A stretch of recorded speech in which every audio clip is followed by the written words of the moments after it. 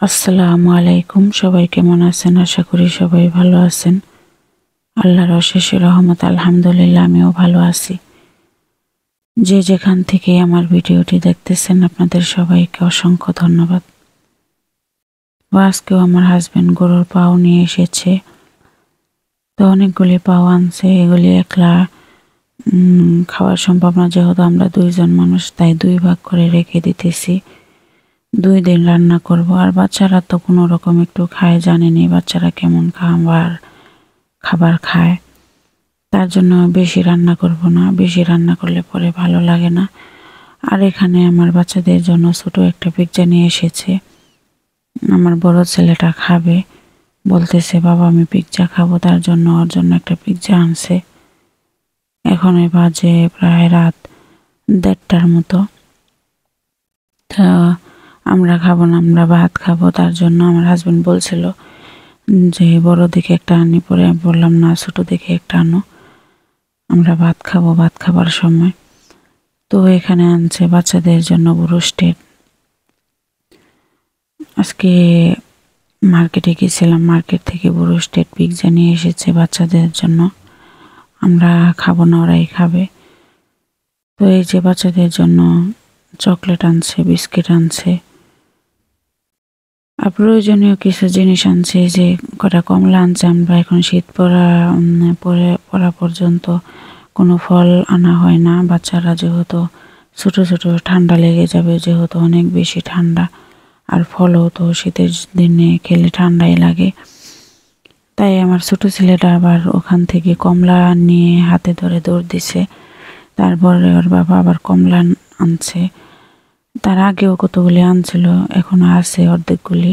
শীতের মধ্যে আমরা এত বেশি ফলটা পছন্দ করি না, ফলটা খাই না, বাচ্চাদেরকেও দিই না, ঠান্ডা লেগে যাবে। এখানে যা যা লাগে আনছে আর কি। আর এই যে আমার বাবাটা এখন দুধ খাবে, বলতেছে মা আমাকে দুধ দাও, আমি দুধ খাবো, আমার খিদা লাগছে। তো আমি আবার সুজিটা তার জাল দিয়ে দিলাম। বলতেছি ঘরে আসো, বলতেছে না আমি এখানে আরাম করে খাবো। তাই সোফার মধ্যে শুয়ে শুয়ে শুয়ে খাইতেছে। আমার বাবাদের জন্য আপনারা সবাই দোয়া করবেন। আর এই যে আমরা রাতের বেলায় মার্কেটে বের হয়ে গেলাম। আর বাজারগুলি যে দেখালাম ওটা কিন্তু মার্কেট থেকে করা, আগে আর কি ভিডিও করছি। আর এই যে এখন যাইতেছি। তো ভিডিওটি দেখতে থাকেন, পাশে থাকেন, আশা করি ভালো লাগবে। যে সকল আপুরা আমার ভিডিও দেখেন তাদের জন্য অনেক বেশি ভালোবাসা ও দোয়া। আপনাদের কাছে আর বেশি কিছু বলবো না, বলতে বলতে এখন আর কি, এখন যেহেতু আপনারা আমার পরিবারের মানুষ, যা করার আপনারাই করবেন। আর আমি আর কিছু মুখে বলবো না, এটা আপনাদের বিবেক, আপনাদের ইমান, আপনাদের মানে কি বলবো, যা বলার বললাম। আপনারা যদি সাথে রাখেন সাথে থাকবো, আর যদি সাপোর্ট না করেন তাহলে একটা শুকনো বৃক্ষের মতো ভেঙে পড়ে যাব, এটাই তো, আর কিছুই না। তো আজকেও এখান থেকে মাছ নেব, তাই দেখতেছিলাম কোন মাছটা ভালো। এই মাছটা কিন্তু অনেক বেশি ভালো, তো এটার আজকে অনেক বেশি দাম। তো আজকে আর এই মাছটা নেব না, অন্য মাছ নেব। তো এত বেশি পরিমাণে দাম, অনেক বেশি আর কি দাম। তো এই মাছ আগে জেনেছিলাম, ওই মাছ এখনো আছে। তো আমার হাজবেন্ড বলতেছে নিয়ে লও, যেহেতু বাচ্চারা বেশি খায়। পরে আমি বললাম না, এই মাছ আছে ফ্রিজে, আর যেহেতু অনেক বেশি দাম এখন আর নিতে হবে না। আর এখানে কিছু ছোট ছোট মাছ, তো এখান থেকে মাছ মাংস অনেক কিছু আর কি নেওয়া হয়েছে। মাছ মাংসগুলি দেখানো হয়নি, কারণ আমার ফ্রিজে জায়গা নাই। অনেক মাছ মাংস আর ফ্রোজেন করা জিনিস দিয়ে, বাচ্চাদের খাবার জিনিস দিয়ে ফ্রিজটা একবারে ভরা, আটকানো যায় না, এমন ভরা ফ্রিজ। তো আমাদের আরেকটা বাসা আছে, ওই বাসায় ডিপ ফ্রিজ আছে, ওই বাসায় রেখে দিছে, ওই বাসায় ডিপ ফ্রিজে রেখে আসছে মার্কেট থেকে আসার সময়, তাই আপনাদেরকে দেখাতে পারলাম না। আর এই যে এখানে দেখতেছেন, এখানে সব কাঁচা জিনিস, লেবু, টমেটো, গাজর, পেঁপে, শসা, তারপরে ছোলা, মানে কি যাবতীয় যা আছে সব কিছু এখানে। আর এই যে দেখতেছেন কলা পাতা। এই কলা পাতা দিয়ে সৌদিরা কি করে, কলা পাতা কি সৌদিরা খায় না কি করে? যারা সৌদি আরবে থাকেন জানেন, জানাবেন। আমি তো কলা পাতা দেখে অবাক, প্রায় কলা পাতা দেখি। আর এমন কিছু জংলা গাছের জংলা ফল, জংলা জিনিস দেখি এগুলি এখানে। তো এগুলি দিয়ে কি করে সৌদিরা, যে আপুরা থাকেন আপনারা জানাবেন যে এই জংলা ফল দিয়ে তারপরে কলা পাতা দিয়ে কি করে। এই যে এগুলি কিন্তু মধু সব। তো এই কি যেন বলতেছিলাম, এমন এমন ফুল দেখি যে আমাদের খেতে মানে কি চারপাশ দিয়ে হয়ে থাকে, এগুলি কিন্তু আমরা কখনো ধরি না। আর এখানে কিন্তু পটে পরে এরা অনেক বেশি প্রাইসে বিক্রি করে। এগুলি কিভাবে খায়, কি করে, কি দিয়ে খায় জানি না।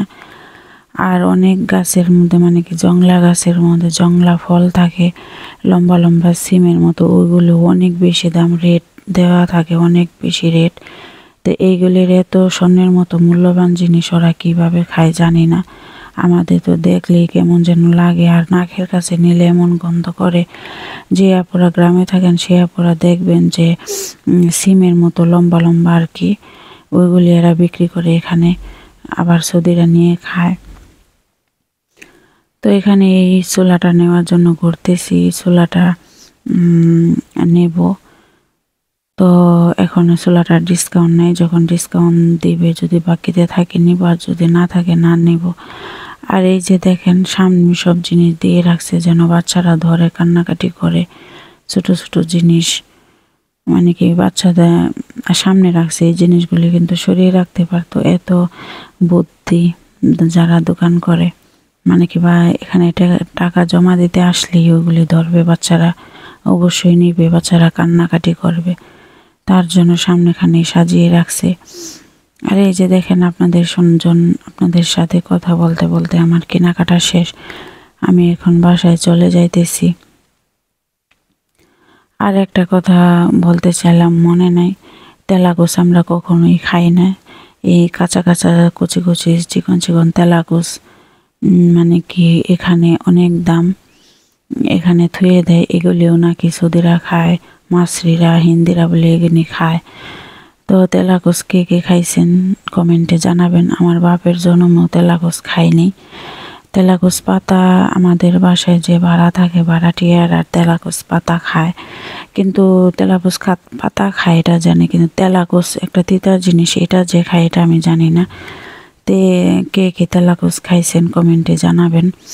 কিন্তু তেলাকুচ পাতা আমি খাইছি, আমি কখনো রান্না করে খাইনি। আমাদের বাসায় যে ভাড়াটিয়ারা থাকে ওই ভাড়াটিয়ারা খায়, তাই ওরা আবার দেয়। যদি বলি ভাবিগুলি কীভাবে খায়, তো দেয়। এই যে এখন বাজারগুলি গাড়িতে ভরে নিতেছে, এখন আমরা বাসায় চলে যাব। তো আমার কথা যদি কোথাও কোনো জায়গায় ভুল ত্রুটি থেকে থাকে তাহলে ক্ষমা দৃষ্টিতে দেখবেন। আর আপনাদের কাছেই তো বলবো, ভালো বলবো মন্দ বলবো সবটা তো আপনাদের কাছেই বলবো, কার কাছে বলবো বলেন। আমি কিন্তু আরও অনেক বছর আগে থেকে ইউটিউব জার্নিটা শুরু করতে চেয়েছিলাম, আমার হাজব্যান্ড দেয় নাই, এখনও কিন্তু পুরোপুরি সাপোর্ট করে না। তো আমার যেহেতু ইউটিউবটা অনেক কষ্ট করে খুলে নিছি, আমি ইউটিউবের কিছু বুঝি না, আমার হাজব্যান্ডই খুলে দিছে। ভিডিওটা এখানে শেষ করলাম। আল্লাহ হাফেজ।